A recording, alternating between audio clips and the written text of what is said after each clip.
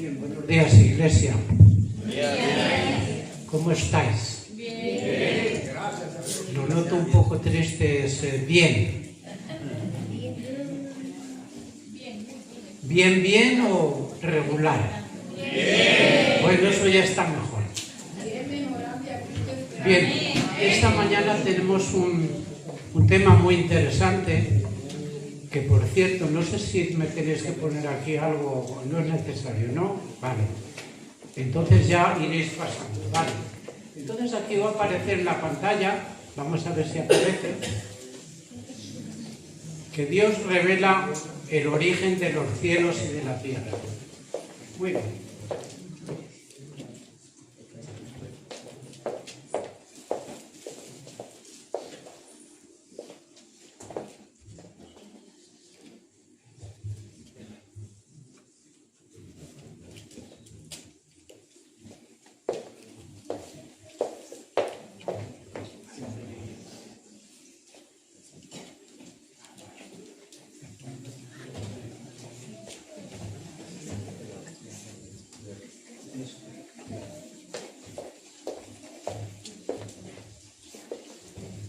Bien, en un principio vamos a leer dos textos del Génesis 1 y 2, y vamos a estar todo el tiempo hablando de estos textos. Así pues vemos aquí que en el principio Dios creó los cielos y la tierra. Ese es el versículo 1. Y dice, y la tierra estaba desordenada y vacía, y las tinieblas estaban sobre la superficie del abismo, y el Espíritu de Dios se movía sobre la superficie de las aguas. Bien, aquí vamos a hablar después del principio, que de Dios, vamos a hablar de Dios, y vamos a hablar de los cielos y de la tierra. Y después, en la segunda parte, hablaremos del estado de la tierra. La tierra estaba desordenada y vacía. En hebreo significa tohu bohu. Ya lo iremos explicando esta palabra.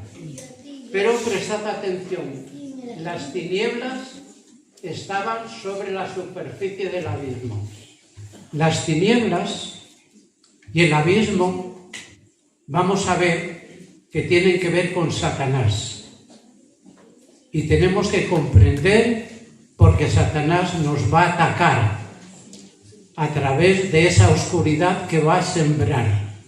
Pero el Espíritu de Dios dice que estaba sobre la superficie de las aguas. Y eso es lo que va a equilibrar y va a dar la solución. Bien, entonces, en primer lugar, vemos aquí el versículo 1, que tiene 4 palabras. El principio, Dios, los cielos y la tierra. Y el versículo 2 describe cómo está la tierra. Está desordenada y vacía, y ya hemos enfatizado, las tinieblas estaban sobre la superficie del abismo. Las tinieblas y el abismo están relacionadas en la Biblia generalmente con Satanás. Pero el Espíritu de Dios se movía sobre la superficie de las aguas.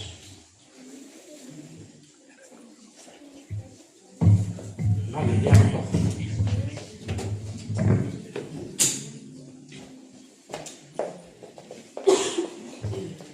Bien, entonces vamos a ver en primer lugar el principio. El principio depende de quien lo hable. Será de una forma o será de otra. Se creó con el Big Bang, pero claro, la otra posición de los científicos es de un creador. Así pues, el punto inicial cuando surgió la materia, el espacio y el tiempo, según los evolucionistas, hace unos 13.800 millones de años. Y ahí comienza la vida. Pero los científicos creacionistas creen que en el principio de la materia y el espacio, el tiempo y la vida fueron creados por Dios. Bueno, aquí la Biblia depende de las versiones que elijamos sobre la palabra Dios. La palabra de la Biblia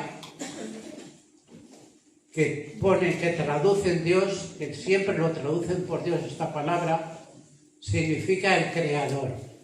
El creador en un principio que no sabemos cuándo fue, en un principio, pero por lo que describe la Biblia, ese principio fue cuando no existía nada. Existía Dios, que Dios es un misterio, y naturalmente no lo podemos saber, me refiero a Dios, es un misterio, y Él es el que tiene la vida, y en un principio, que no sabemos cuándo, decidió crear. Y creó muchas galaxias, creó muchos seres, creó ángeles, creó otros mundos, y todos esos mundos y todas esas creaciones tenían que pasar por un examen. Y el único que no superó el examen fue Adán y Eva, como veremos más tarde. Adán y Eva no lo superaron. Pero Dios dijo que el mal no se repetiría 2 veces. Así pues esperamos que eso se cumpla y que llegue el momento cuando todo termine y todos estemos ya definitivamente reflejando la imagen de Dios y estemos en el reino de Dios. Bien, entonces, según Wikipedia, veis ahí que lo he puesto, hay entre 200 millones y 2 billones de galaxias. Dios siempre está creando mundos. Y yo no sé si estará siempre creando seres, eso yo no lo he visto en la Biblia, pero yo sé que en un principio el Señor creó muchos mundos, ángeles, arcángeles, serafines, tronos, dominios y potestades, y después creó a Adán y Eva. Creó la tierra y creó a Adán y Eva. Bien, entonces ahora vamos a comenzar con el análisis, con la palabra Dios. La palabra Dios es una palabra de origen pagano.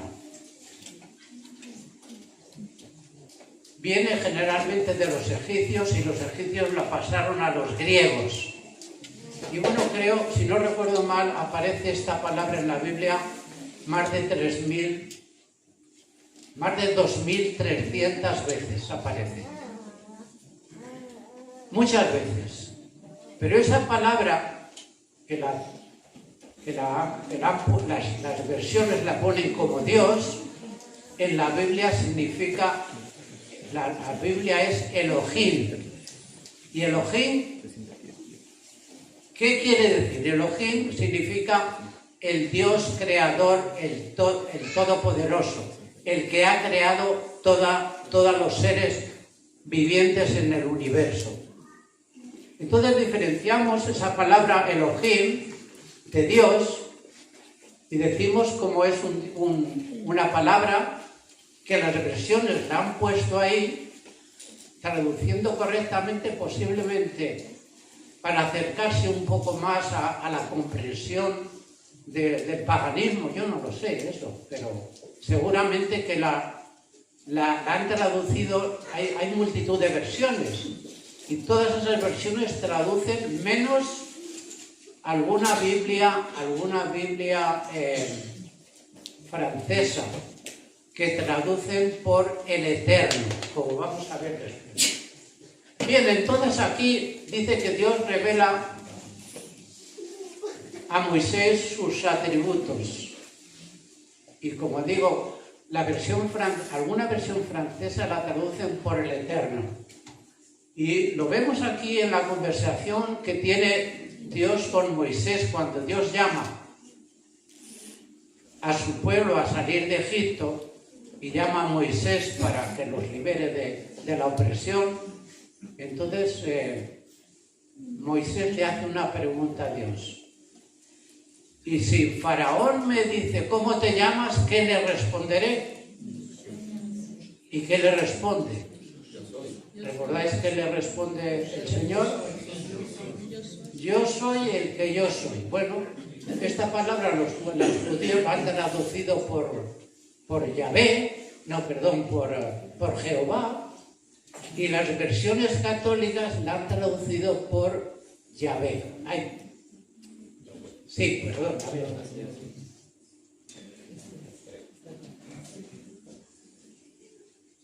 Unas versiones, los judíos la traducen por Jehová y las traducciones católicas por Yahvé.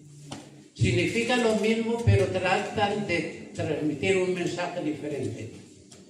Bueno, entonces aquí dice, y dijo Dios a Moisés, yo soy el que yo soy, y añadió así, dirás a los hijos de Israel, yo soy, me ha enviado a ti. Yo soy, que las traducciones, algunas traducciones francesas, la traducen por el Eterno. Bueno, posiblemente sea un poco lioso lo que os estoy explicando, pero lo iréis comprendiendo poco a poco.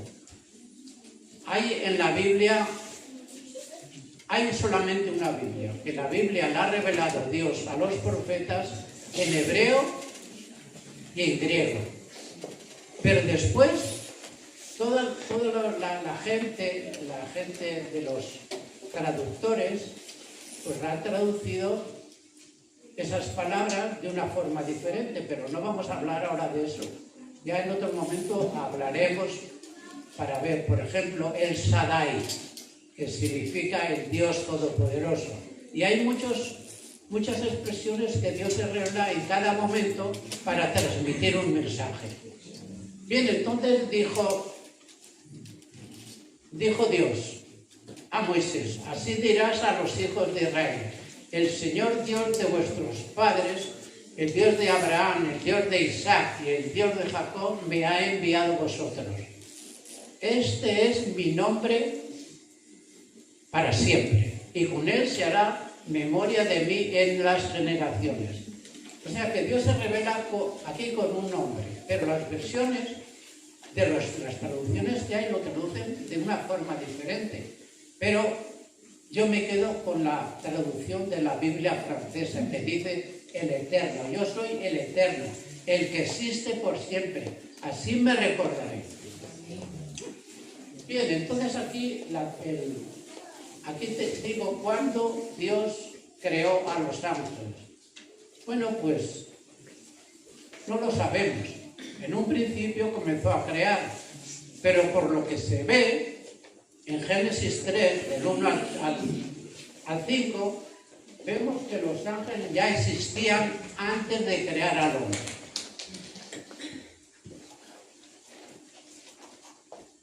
Bien, entonces vamos a comenzar ahora a hacer el análisis, y aquí tanto Maribel como mi esposa Isabel me van a ayudar. Y bueno, aquí sí que os voy a pedir que vosotros, si lo creéis conveniente, deis vuestra opinión. Entonces aquí vamos a leer en primer lugar los textos donde se muestra que los ángeles fueron creados antes que Adán. ¿Y por qué digo esto? Porque Dios va a crear, en un principio creó la tierra y estaba desordenada y vacía, como hemos visto en el Génesis 1, 1 y 2. Pero Adán y Eva no estaban creados, pero ya existían los ángeles y otros mundos que Dios les dio una prueba de fidelidad. La prueba de fidelidad estaba centrada en la ley de los 10 mandamientos que Dios reveló en el monte Sinaí. Pero en un principio esa ley estaba interiorizada en los seres que Él creó y Dios pedía que obedecieran esa ley. Y para eso les puso una prueba. Si respetaban esa prueba y la superaban, entonces vivirían eternamente y para siempre. Si no, serían destruidos. Bien, entonces vamos a pedir a Isabel que lea el capítulo de Isaías 14, del 12 al 23.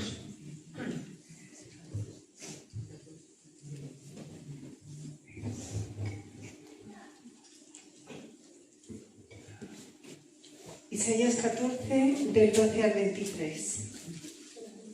¿Cómo caíste del cielo, oh lucero, hijo del alba? Cortado fuiste por tierra, tú que abatías a las naciones.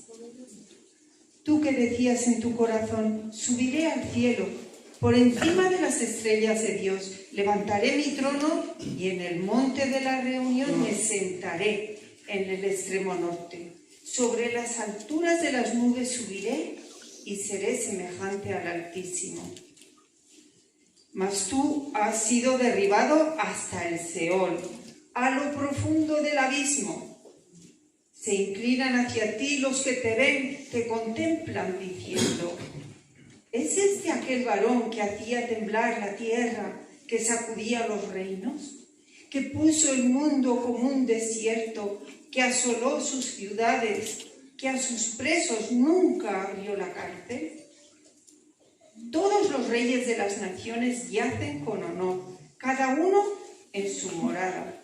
Pero tú eres echado de tu sepulcro como un brote abominable, recubierto de muertos pasados a espada, que descendieron al fondo de la fosa como cadáver pisoteado. No serás contado con ellos en el sepelio, porque tú destruiste tu tierra, mataste a tu pueblo. No será nombrada para siempre la descendencia de los malignos. Preparad para sus hijos el matadero por la maldad de sus padres, que no se levanten, ni posean la tierra, ni llenen de ciudades la faz del mundo. Yo me levantaré contra ellos, dice Jehová de los ejércitos, y raeré de Babilonia el nombre y el remanente, hijos y nietos, dice Jehová, y la convertiré en patrimonio de erizos y en pantanos, y la barreré con la escoba de destrucción, dice Jehová de los ejércitos. Bien, hermanos, yo os voy a pedir que si tenéis alguna opinión de lo que hemos leído, fijaos que en un momento determinado este querubín protector es rechazado y arrojado a la tierra. Pero no será destruido de momento. ¿Cuándo será destruido Satanás? De acuerdo al texto que habéis leído,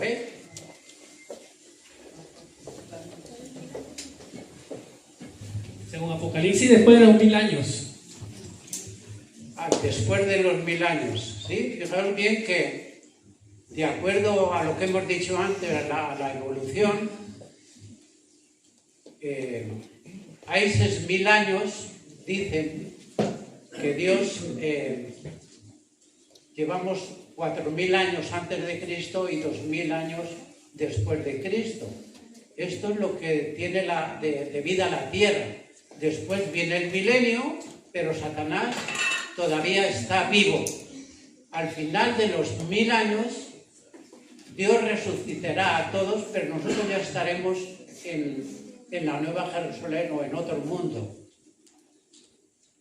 Y Dios entonces los destruirá para siempre y no quedará ni raíz ni rama. Bien, ¿alguna otra opinión que tengáis de lo que hemos leído? Bien, vemos que hay unas etapas de que Satanás es arrojado de la tierra al cielo. ¿Y cuándo es arrojado Satanás del cielo a la tierra? Del cielo a la tierra es arrojado Satanás. Pues lo vemos a través de Job capítulo 1 y capítulo 2, vemos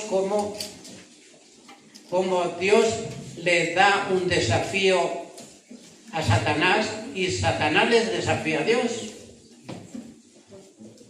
Porque él dice que las bendiciones vienen y eso crea la obediencia. Es decir, que Job obedece a Dios porque le ha colmado de bienes. Entonces Dios le dice, vale. Y Satanás previamente le había dicho, quítale todo eso y verás cómo te maldice en tu misma presencia. Y Dios se lo permite. te permite, entonces lo destruye totalmente. Pero ¿cómo responde Job? Dios dio, Dios quitó. Sea el nombre de Dios bendito. Y no pecó en todo el tiempo Job. Pero Satanás trata de destruirlo. Y al final se muestra que Job no obedece a Dios por las bendiciones. Job obedece a Dios porque es bueno, porque Dios es justo, porque Dios es misericordioso y porque Dios es grande, por todas esas razones y porque su ley es perfecta y justa. Y Job no pecó en todo el tiempo. Bien, entonces ahora vamos a leer otro texto que se encuentra en Ezequiel 28 del 11 al 19. Vamos a darle a Maribel que lo lea. Dice así la palabra del Señor. Vino a mí palabra de Jehová diciendo: Hijo de hombre, entona lamentaciones sobre el rey de Tiro y dile: así ha dicho Jehová el Señor. Tú eras el sello de la perfección, lleno de sabiduría y de acabada hermosura. Un momentito. Vamos para que fijéis en la lectura. Aquí le dice, se dirige al rey de Tiro y dice al rey de Tiro: así ha dicho Jehová.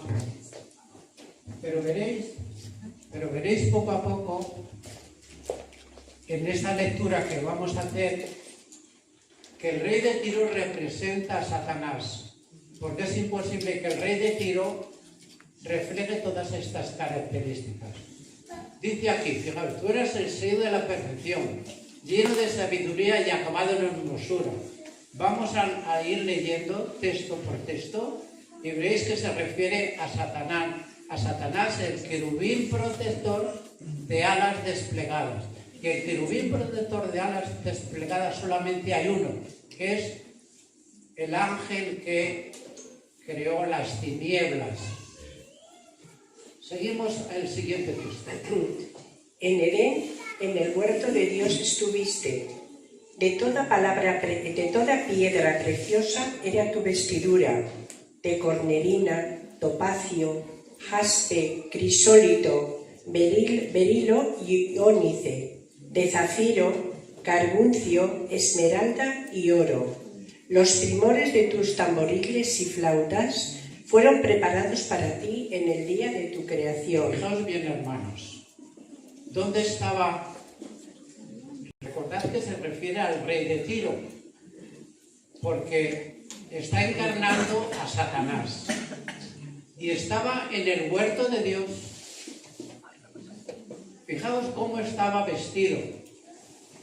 Y dice: los primores de tus tamboriles y flautas estuvieron preparados para ti en el día de la creación. Recordad estas cosas y después, si tenéis una opinión, la podéis formular. Continuamos. Tú, querubín grande, protector, yo te puse en el santo monte de Dios. Allí estuviste y en medio de las piedras de fuego te paseabas. Perfecto eras en todos tus caminos, desde el día en que fuiste creado hasta que se halló en ti maldad. A causa de tu intenso trato comercial, te llenaste de iniquidad y pecaste.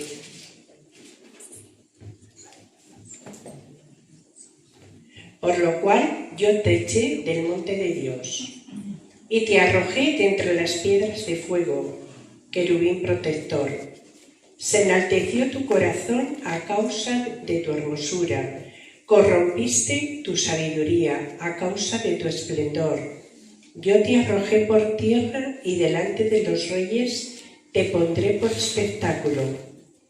Con tus muchas maldades y con la iniquidad de tus tratos comerciales, profanaste tu santuario. Yo pues saqué fuego de en medio de ti, el cual te consumió, y te puse en ceniza sobre la tierra, ante los ojos de todos los que te miran. Todos los que te conocieron de entre los pueblos se quedarán atónitos por causa tuya. Serás objeto de espanto y para siempre dejarás de ser. Bien, pues ahora, hermanos, si queréis opinar sobre este texto, yo tengo que decir que, fijaos que se refiere al rey de Tiro, pero el rey de Tiro no cumple para nada todas estas características que describe. Tenemos que leer la Biblia de acuerdo a la interpretación que dan los profetas, a la interpretación que va dando después de Jesús y los apóstoles. Si no, no podremos entender nada. Bien, entonces, si hay alguno que quiera opinar, está libre para hacerlo.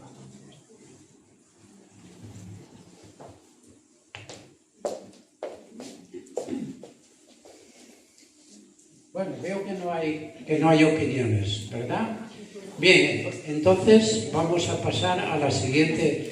Quitamos ahora estos textos y vamos a dar a la siguiente diapositiva. Quitamos lo que aparece en la pantalla, por favor. Bien, ahora, entonces ya he descrito cómo Satanás desafía a Dios a través de Job, a través de las bendiciones, pero de acuerdo a lo que he dicho de Job, ¿cuáles son las razones por las cuales Dios bendijo a Job? Eso sí que me gustaría que alguien lo expresara, diera su opinión. ¿Cuáles son las razones a través de las cuales Dios bendijo a Job? Porque según Satanás decía que lo bendecía porque lo había colmado de riquezas. Pero cuando le vienen los males, entonces eso no son bendiciones. ¿Cómo lo entendés esto, hermanos? Allí hay un... Por ejemplo, Dios dice en Job... Espera. Por ejemplo, dice en Job, Dios cuando se refiere a Job, dice hombre justo y recto en todos sus caminos. A pesar de que el diablo hace todo lo que le hizo y Job no sabe qué es el diablo, porque no existía la Biblia para poder corroborar que existe un ser maligno que nos hace daño, él siguió confiando en Dios, nunca maldijo a Dios y Dios se llenó de orgullo por Job, porque a pesar de todo lo que estaba recibiendo nunca maldijo su nombre. Entonces allí nos damos cuenta que Job no estaba con Dios por interés, sino porque había una relación, a pesar de que Job dice, de oídas te había oído, pero ahora te veo. Ahí lo conoció mejor, porque había oído y por solamente oír confiaba en él, pero luego lo conoció personalmente. Muy buena aportación, hermano, gracias. Bien, entonces ahora vamos a leer en el Apocalipsis 12 del 7 te ruego que lo pongáis en pantalla el texto y yo mismo lo voy a leer. Apocalipsis 12 del 7 al 10. Dice aquí, Apocalipsis 12, 7 dice: después hubo una gran batalla en el cielo. Los ángeles habían sido creados, entonces en un momento determinado, aquí hay diferentes opiniones respecto a cuándo se produce esa batalla. Dice, Miguel y sus ángeles luchaban contra el dragón, y luchaban el dragón y sus ángeles. Y después en el siguiente texto, pero no prevalecieron ni se halló ya lugar para ellos en el cielo. Es posible, y aquí hay diferentes opiniones dentro de los teólogos adventistas, que esta reflexión se haga bien al final o al principio cuando Satanás ya no tenía posibilidad de ir al trono de Dios. Hubo un momento que Satanás ya estaba condenado y fue arrojado a la tierra. Esta es mi opinión. Que en un momento determinado Satanás es condenado y como tenía acceso al trono de Dios siempre, Dios le impidió llegar al trono de Dios y fue arrojado a la tierra. ¿Cuándo fue arrojado a la tierra? En mi opinión, fue arrojado a la tierra cuando Cristo fue crucificado. Ahí ya no tenía más opciones de ascender al trono de Dios. Y claro, vino aquí a la tierra y entonces, ¿en quién estaba centrado? En hacer pecar a todos y mantenerlos en la mentira, en el engaño, en la oscuridad y todas esas cosas. Bien, entonces continuamos. Dice, y fue lanzado fuera el dragón, la serpiente antigua, que se llama Diablo y Satanás, el cual engaña al mundo entero, fue arrojado a la tierra y sus ángeles fueron arrojados con él. Bueno, pues es posible que también este texto se refiera cuando Cristo muere, Satanás es arrojado a la tierra. Pero claro, hasta bastante tiempo antes, Satanás tenía acceso al trono de Dios. Pero cuando ya peca definitivamente, Dios decide llevarlo a la tierra para que no tenga más acceso al trono de Dios. Pero él sigue aquí, Satanás sigue aquí, engañando con la mentira, sembrando el odio, sembrando las rencillas, las enemistades entre nosotros, por diferentes cosas. Y yo lo que pretendo es que prestemos atención a la palabra de Dios para que no seamos engañados. Porque la lucha, hermanos, va a ser terrible, bien pronto. Ya lo estáis viendo. Estáis viendo las noticias de lo que está ocurriendo.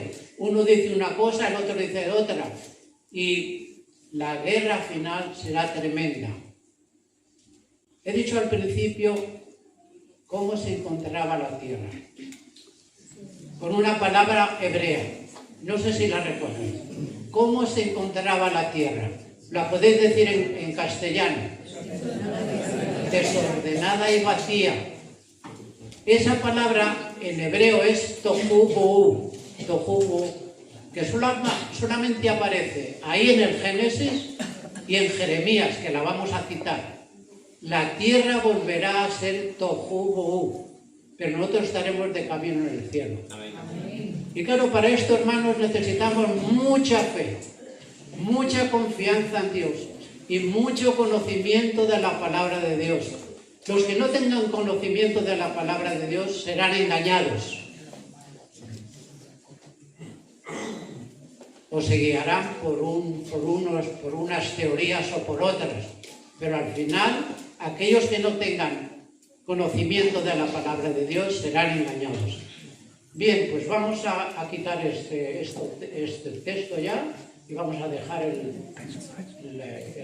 PowerPoint, por favor. Bien, entonces dice el punto 4, después de crear los ángeles, Dios creó la tierra y al hombre. O sea que fijaos, ya había muchos seres creados por Dios. Ya he citado ángeles, arcángeles, serafines, tronos, dominios y potestades y multitud de creaciones que Dios hizo, gente, seres, hijos de Dios que eran sabios y todos pasaron por una prueba. Y todos pasaron la prueba menos ¿quién? Adán y Eva. Y ahora entonces vamos a ver la segunda parte. Vamos a ver la revelación y la interpretación y vamos a leer nuevamente el texto. Dice, y la tierra estaba desordenada y vacía, y las tinieblas estaban sobre la faz del abismo. Fijaos bien ahí. La tierra está en desorden, tohu bohu, y las tinieblas y el abismo. Las tinieblas y el abismo generalmente se refieren, bueno, a catástrofes, pero principalmente se refieren a Satanás. Satanás es el que crea la confusión y crea las tinieblas y el abismo. Pero el Espíritu de Dios se movía sobre la superficie de las aguas.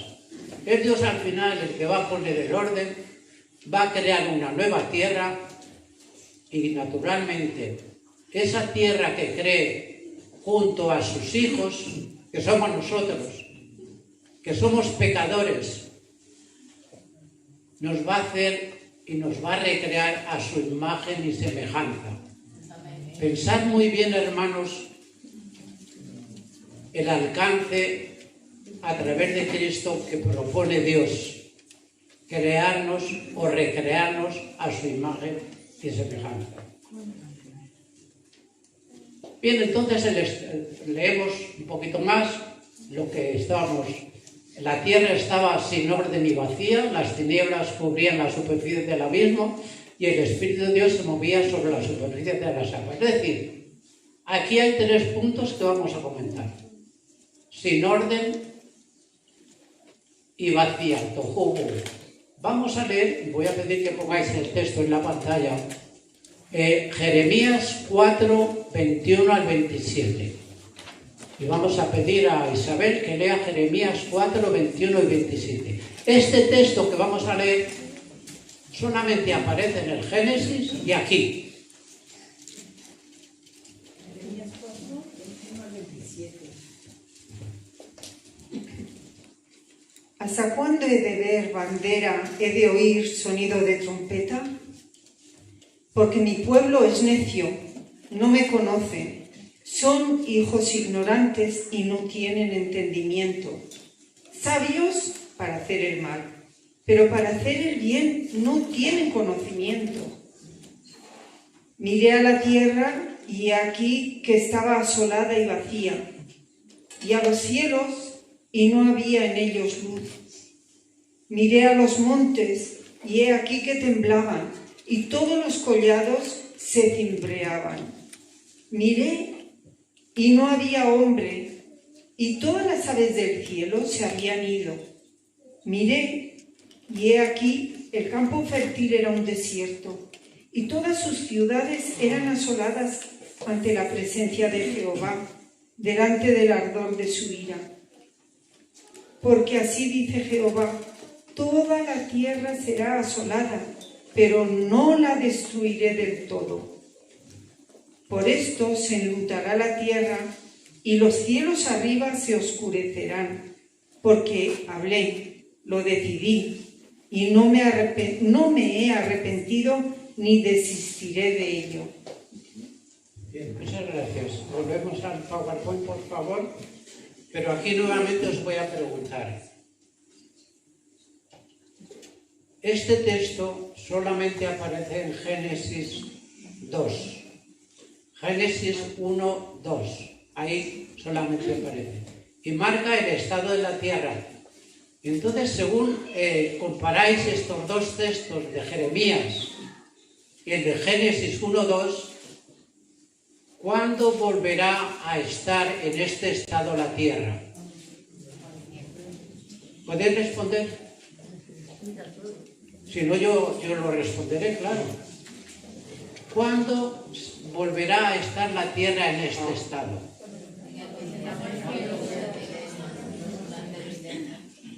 A ver, no he oído. Levantad la mano, por favor.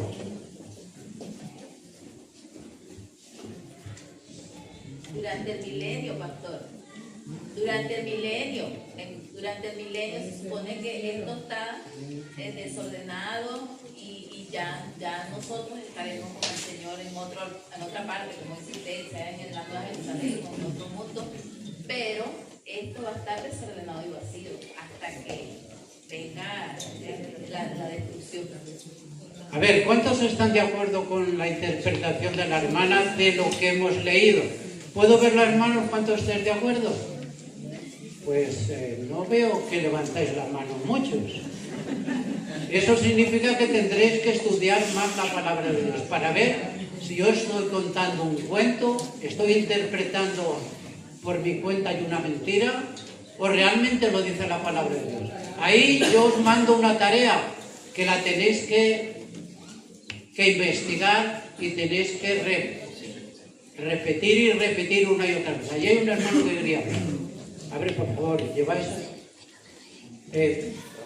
Ramón, ahí hay un hermano que quiere hablar. Yo estoy más interesado, hermanos, en vosotros que estéis aquí presentes. Aunque salga por internet todo esto, que saldrá, pero yo estoy más interesado en vosotros que estáis presentes aquí, en que comprendáis la palabra de Dios. Al definitiva, tenemos que entender la palabra de Dios, no lo que dicen los pastores, pero claro, porque hay muchísimos pastores evangélicos, hay sacerdotes, hay traducciones de todo el cristianismo, pero nosotros, hermanos, tenemos que estar en la verdad, tenemos que conocer la verdad para no ser engañados con el diablo. Hermano, partiendo de la premisa de que el libro más antiguo de la Biblia es Job, el libro de Job. Allá aparece ya la presencia de los ángeles y de Satanás. sí, Esto lo traigo como colación por lo siguiente, ¿no? Porque en la Biblia algunas profecías son cíclicas, se cumplen y se vuelven a cumplir con el tiempo. Cuando hay la expresión de que está desordenada y vacía, al principio se repite en Jeremías, pero se refiere ya a la aplicación de las profecías con respecto a la destrucción de la tierra. Quizás, digo yo, a lo mejor esté equivocado, cuando venga esa tercera guerra mundial, porque no va a quedar allí, pero ni agua. Entonces, una sola parte va a quedar de la tierra, como lo dice la Biblia, porque el Señor no va a destruir todo. Claro, ya estaremos nosotros como pueblo de Dios delante del Señor, que es cuando Él nos llama. Pero esa destrucción puede ser una destrucción apocalíptica causada por esa guerra termonuclear, atómica, y eso no lo va a parar nadie. Entonces podemos hacer un símil, establecemos una analogía entre cuando se crea la tierra que estaba desordenada y vacía, pero ya Satanás existía y ya había sido despojado del cielo. Por eso él se mete con Job. Cuando el Eterno le pregunta, ¿qué hacías? ¿Dónde estabas? En la tierra, le dice, para pintar a tu hijo Job, para probar que no es justo. Bueno, esa es mi opinión. Yo respeto a las demás. Vale, muchas gracias.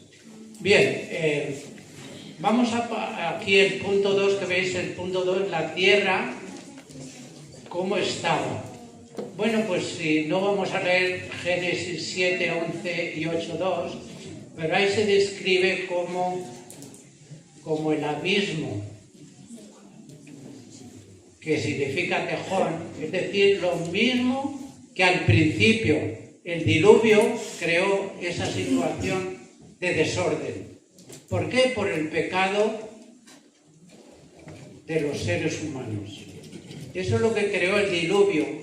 Y salió el agua de abajo con fuego y de arriba también llovió. Y claro, Dios estuvo a punto. Elena de White nos comenta que Satanás temió en ese momento de que Dios lo destruyera. Porque fijaos, no sé cuántos millones existirían antes del diluvio, pero se calcula que unos 12.000 millones de habitantes había. Entonces, fijaos,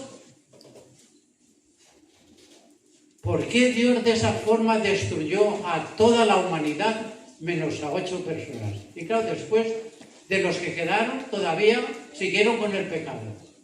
Es tremendo, hermanos, lo que significa la justicia y la misericordia y la justicia de Dios. Es el amor de Dios que nos lleva a que entendamos que nos ha hecho seres que vamos a vivir eternamente. Pero vamos a vivir eternamente ¿para qué?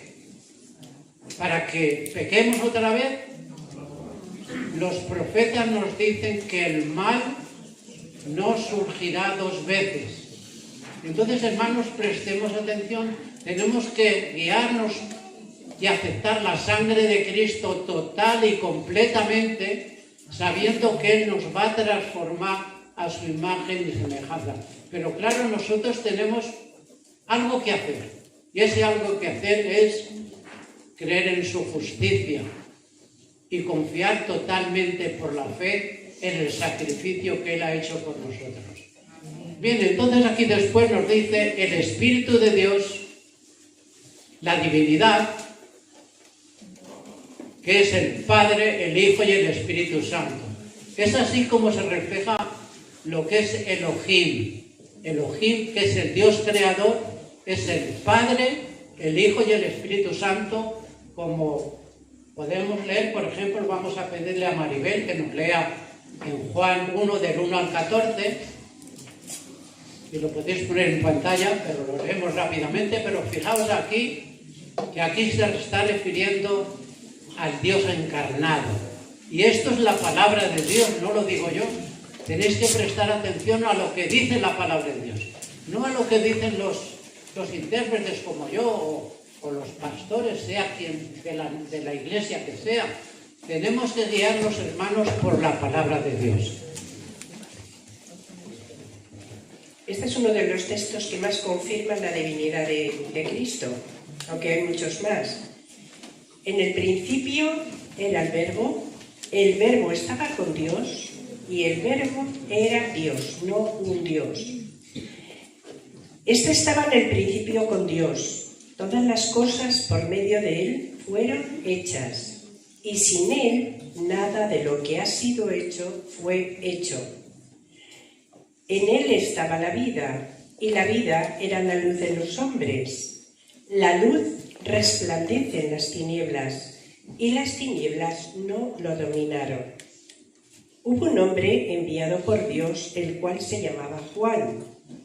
Este vino como testigo para dar testimonio de la luz, a fin de que todos creyeran por medio de él. Él no era la luz, sino un testigo de la luz. La luz verdadera que alumbra a todo hombre. Venía a este mundo. En el mundo estaba, y el mundo fue hecho por medio de él, pero el mundo no le conoció. A lo suyo vino, pero los suyos no le conocieron.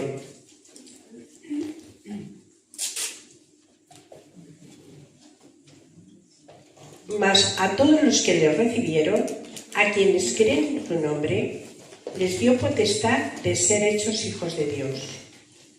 Estos no nacieron de sangre, ni por voluntad de carne, ni por voluntad de varón, sino de Dios. Y el Verbo se hizo carne y habitó entre nosotros, lleno de gracia y de verdad. Y vimos su gloria, gloria como la del unigénito del Padre. Bien, muchas gracias, Maribel. Bueno, aquí hay dos palabras que a mí me llaman mucho la atención, que hacen referencia al Génesis, versículo 2. Es contraste entre la luz y las tinieblas. No sé si os habéis fijado. Aquí aparecen, vino la luz. Y las tinieblas, ¿qué dice? Las tinieblas no le recibieron, porque eran hijos de Satanás. Y hay una lucha entre la luz y las tinieblas que Dios va a solucionar bien pronto este problema. Pero tenemos que tener paciencia, tenemos que tener fe, tenemos que tener confianza en Dios y tenemos que aceptar la sangre de Cristo. Y no acusarnos los unos a los otros. El juez es Dios. Nosotros estamos llamados a dar testimonio. Yo os voy a contar una experiencia que me pasó ayer. A mí me gusta mucho hablar con todo el mundo, sean niños, sean de edad de 20 años hasta los 50 y con los ancianos.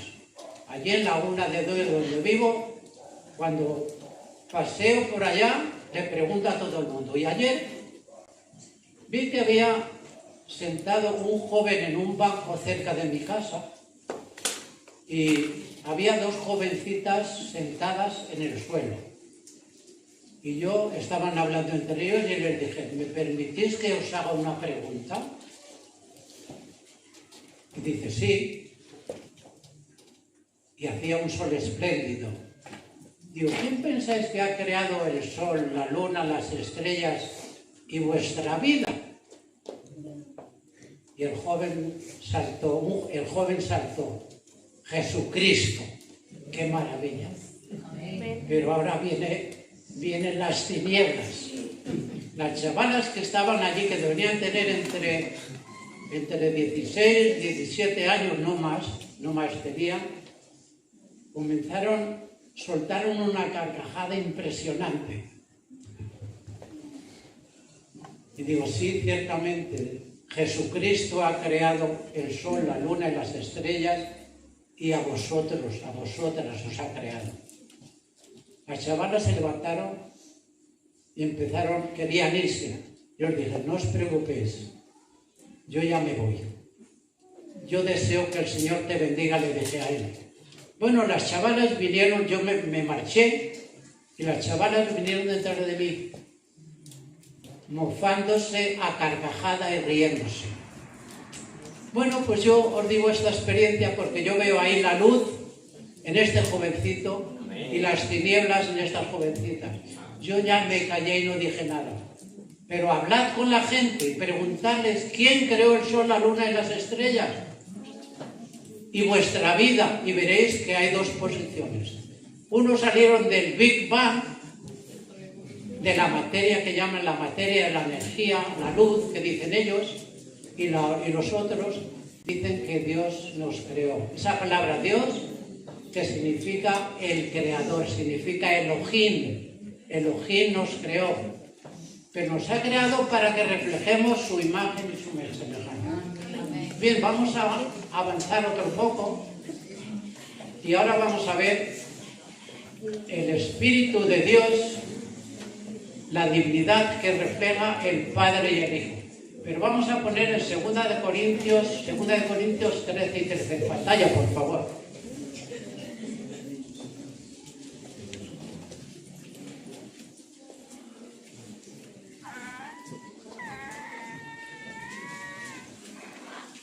No, perdón, 2 de Corintios, yo me he equivocado un poco. 2 de Corintios 13. Pero De Corintios. 2 de Corintios 13. Bueno, aquí dice, todos los santos os saludan, pero hay que añadir el versículo 14, porque hay versiones que ponen el 13 y el 14 juntas. El 14 ahora, si es que aparece. Muy bien. Todos los santos os saludan, la gracia del Señor Jesucristo. Fijaos, ¿de dónde procede la gracia? Del Señor Jesucristo. El amor de Dios. ¿Y Dios qué hemos dicho que significa en hebreo? Elohim. Es el Dios que nos ha creado. Y después, ¿quién aparece? El Espíritu Santo, que es el que va a hacer que reflejemos la imagen de Dios. Así que vemos aquí a la divinidad completa, al Padre, al Hijo y al Espíritu Santo. Los tres son los que nos van a guiar y nos van a hacer que tengamos la imagen y la semejanza de Jesús. Bien, entonces vamos a volver al PowerPoint.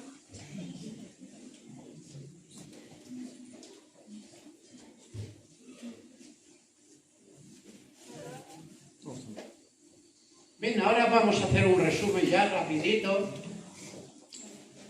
el resumen y la conclusión. ¿Qué hemos leído? En el principio, que no sabemos cuándo es el principio, cuando no existía nada, Dios, esa palabra que es la introducen las versiones por conveniencia, pero es de origen egipcio y griego. Dios creó, Elohim creó los cielos y la tierra. Y después nos dice, la tierra estaba desordenada y vacía, y las tinieblas estaban sobre la superficie del abismo. Las tinieblas y el abismo ya hemos mostrado que se refieren a Satanás. Él es el que siembra la confusión, en la discordia, la mentira y el engaño, pero el Espíritu de Dios se movía sobre la superficie de las aguas. Aquí lo vemos en el texto que hemos leído en Jeremías. Y miré a la tierra y aquí que estaba sin orden y vacía, y a los cielos, y no tenían luz. Y miré a los montes y he aquí que temblaban, y todas las colinas se estremecían. Y miré aquí que no había hombre alguno, y todas las aves se habían ido al cielo. Esto es en el milenio, cuando Cristo venga. Y esto aparecerá a partir de la segunda plaga de Apocalipsis 16. A partir de ahí va a suceder estas cosas. Nosotros estaremos de camino al cielo y empezarán a caer las plagas. Y Dios nos llevará a la ciudad santa, a la Nueva Jerusalén. Bueno, ahora vamos a poner unas promesas. Dice, escribe al ángel de la iglesia de Filadelfia. Bueno, la iglesia de Filadelfia y la iglesia de Laodicea, en la Biblia, según la interpretación de la iglesia adventista, reflejan es a partir del terremoto de Lisboa. No sé si recordáis cuándo ocurrió este terremoto de Lisboa. En el 1755 ocurrió un tremendo terremoto que se convirtió después en una ola grandísima y arrasó todas las partes de la costa de Portugal, las arrasó, y se calcula que murieron entre 60.000 y 100.000 personas. Y nos tocó también a los españoles en la parte norte. Este terremoto es considerado el más grande de la historia, pero se volverá a repetir y no quedará nada. Dios barrerá toda la tierra, pero gracias a Dios que nosotros estaremos ya de camino a la Nueva Jerusalén o resguardados. Bien. Entonces dice, y escribe al ángel de la iglesia en Laodicea, el amén, el testigo fiel y verdadero, el príncipe de la creación de Dios, dice esto: he aquí yo estoy a la puerta y llamo. Si alguno oye mi voz y ella abre la puerta, entraré a él y cenaré con él y él conmigo. Es una promesa del Señor, pero también nos hace que recordemos: si alguno oye mi voz, si alguno oye mi voz, entraré a él. Significa que morará con nosotros y significa que nos dará las bendiciones. Cenaré con él. Al vencedor le concederé sentarse conmigo en mi trono, como yo también vencí y me senté con el trono de mi Padre en su trono. El que tiene oído, oiga lo que el Espíritu dice a las iglesias. Bien, hermanos, yo espero que este tema haya quedado claro. Yo lo que he pretendido en esta mañana es que investiguéis el versículo 1 y el versículo 2 de Génesis 1. Que meditéis en él y le pidáis al Señor que os guíe a comprender el resto de su palabra. Esos dos versículos están reflejados y comentados por Jesús y por los apóstoles, y principalmente por el apóstol Pablo y por el apóstol Juan en el Apocalipsis. Todo está claramente expresado. Por lo tanto, no tenemos justificación si erramos y continuamos pecando. Dios ha prometido a través de Jesús que va a hacer una nueva creación. Y esa nueva creación que va a hacer consiste en que reflejemos su imagen y semejanza. La misma imagen y semejanza que tenían Adán y Eva. Los dos fueron creados a imagen y semejanza de Jesús. Hermanos, vamos a hacer una cortita oración. Padre Santo que estás en los cielos, Gracias, Señor, por este mensaje que tú nos has dejado a través de tu palabra. Yo te pido perdón, Señor, si no me he expresado correctamente y he interpretado alguna cosa diferente de la que está reflejada en tu palabra. Yo te pido que bendigas a la Iglesia para que se rija a través de tu palabra y confíe en ti totalmente, en la sangre de tu Hijo Jesús, en su misericordia y en su justicia, que tú nos vas a recrear total y completamente a tu imagen y semejanza, y sabemos que el mal no se va a repetir 2 veces. Te pedimos perdón y ayúdanos, Señor, a seguir ese camino de reflejar tu imagen y semejanza. Te lo pedimos en el nombre de tu Hijo Jesús. Amén. Amén.